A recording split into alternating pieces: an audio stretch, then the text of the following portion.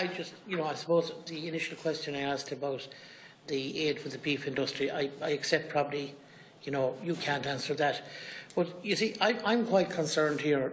If you look at the statistics, if you look over the past 5 years, I think it's in excess of 2,000 families have left the land, and that's constantly declining. And the one thing going to IFA meetings and the beef forum meetings in recent time, particularly in my side of the country where suckler and suckler on to beef, has already been mentioned, is so big, so many people are now threatening either to sell their land or turn it into forestry.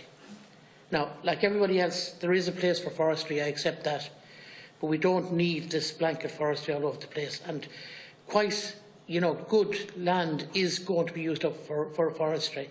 We all accept this land there that's acceptable only for forestry, that's fine. So, really, aren't we facing a very, very difficult crisis? I mean, 70,000 people, are directly involved in employment from the farming sector. 17,000. I'm not taking into to production of food or anything. I'm just talking about the family farms, etc., contracts and on. That's a lot of people.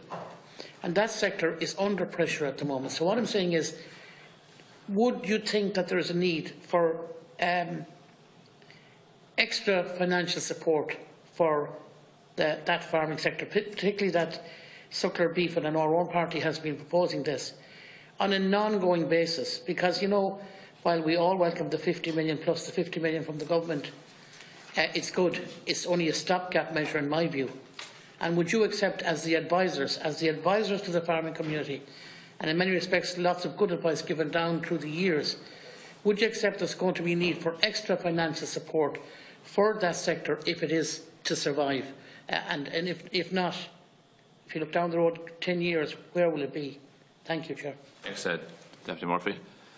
Now, Mr. Kelly or Professor O'Mara, whichever you want to take it up now, I don't mind. Do you want to go back over one and then come back to them? I can come back to those, Deputy. Yeah, just in relation to the Better Beef programme, Deputy Kenny was asking, Frank already covered that. I suppose what we see with the Better Beef programme is that there's a range of beef systems in that.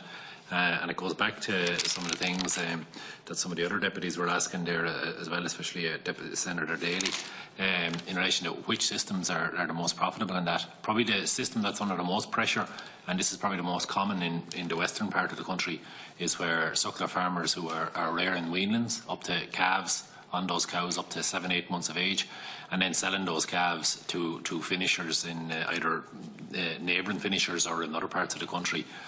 There's a big cost on keeping that suckler cow, and the value of that calf, or the lack of value in that calf, can often have a big impact on profitability.